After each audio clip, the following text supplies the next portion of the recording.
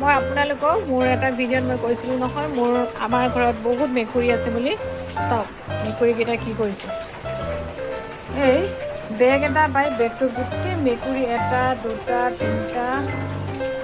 4টা ইয়াত 4টা সোমাই আছে। চাওক বেগটোৰ ভিতৰত 4টা সোমাই আছে। ইয়াত 1টা আছে আৰু 2টামান চাগে ক'ৰবাত গ'ল খাবৰ কাৰণে। লগত পোৱালিবিলাক আছেই।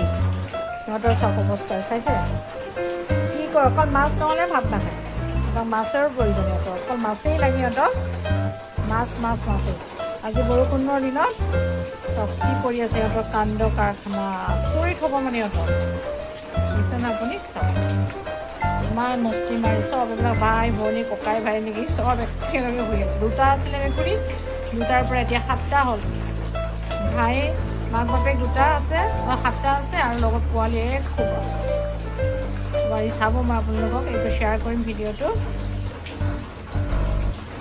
মোৰ ব্লগ সামৰণি মাৰিছোঁ।